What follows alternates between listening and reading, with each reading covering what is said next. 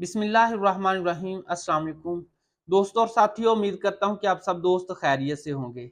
यार, हजारों पेशेंट ऐसे आते हैं जो एस्कार्ड खून को पतला करने वाली अद्वियात खाते हैं और सारी जिंदगी खाना पड़ती है, लेकिन उसके नुकसानात भी हैं। उनके डॉक्टर ने बताया है कि आप अगर खून को पतला करने वाली अद्वियात लेते हैं तो आपको ब्रेन हेमरेज यानी कि खून ज्यादा पतला होने से आपकी ब्लड वेसल्स लीक भी हो सकती हैं। आज मैं आपको एक ऐसा फ्रूट बताऊंगा, एक ऐसा फल है जिसके इस्तेमाल से आप नेचुरल कुदरती तरीके से अपने खून को पतला कर सकते हैं बगैर किसी मेडिसिन से। सबसे पहले तो हमें यह देखना है कि हम जब खून गाढ़ा होता है हमारी बॉडी के ऊपर अलामत क्या आती हैं। भाई, अगर हमारी हमें बैठे रहने से हमारे हाथ पांव सुन्न हो जाते हैं, यानी कि अगर हम थोड़ी देर हाथ पांव का इस्तेमाल नहीं करते, बैठ जाते हैं तो वो सुन्न होना शुरू हो जाते हैं। जब हम बैठने के बाद उठते हैं तो हमें अक्सर चक्कर आते हैं। जिस करवट हम लेटते हैं वो साइड सुन्न हो जाती है। तो हमें समझ जाना चाहिए कि हमारा खून गाढ़ा हो रहा है।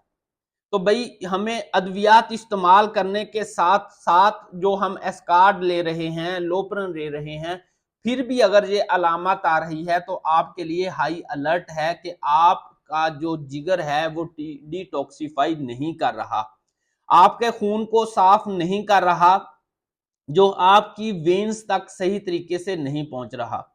आज मैं जिस फ्रूट की बात करूंगा वो आपकी बॉडी में से बैड कोलेस्ट्रॉल को खारिज करता है, गुड कोलेस्ट्रॉल को आपकी बॉडी के अंदर जुज़े बदन बना के आपकी खून की नालियों को ताकत देता है। जब आपकी खून की नालियां ताकतवर होंगी, उधर वो आपके जिगर से खून की डिटॉक्सिफाई सही करवाएगा। जो फ्रूट है पपीता है जी, वो अगर आप पपीते का सही इस्तेमाल कर लेते हैं, अगर आपकी बॉडी के ऊपर गिल्टियां बढ़ना शुरू हो गई हैं, हाथ पांव का सुन्न होना या ये जो खून का गाढ़ापन है, ये तो कोई चीज ही नहीं है ना इसके आगे।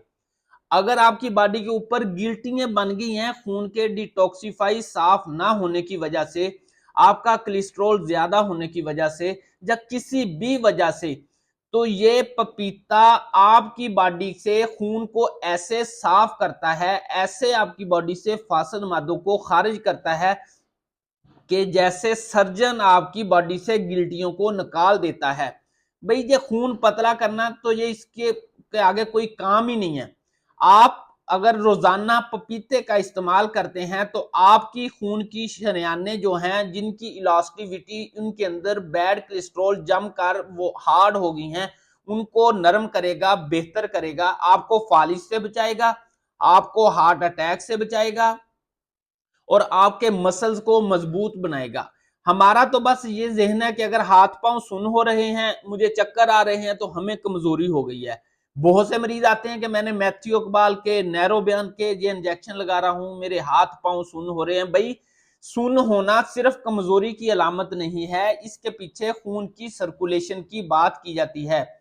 क्या आया फिर खून की सर्कुलेशन के पीछे जिगर क्या काम कर रहा है, डिटॉक्सिफाई कर रहा है कि नहीं कर रहा।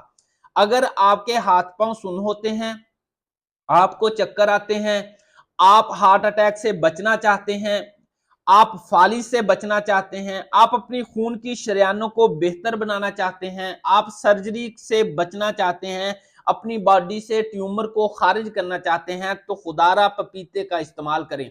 जितनी अलामत की मैंने बात की है, मेरे पास जब पेशेंट ये लेकर अलामत आता है तो मैं अपनी दूसरी मेडिसिन के साथ जर्नल टॉनिक के तौर पर करीका पेपाया का इस्तेमाल करवाता हूं।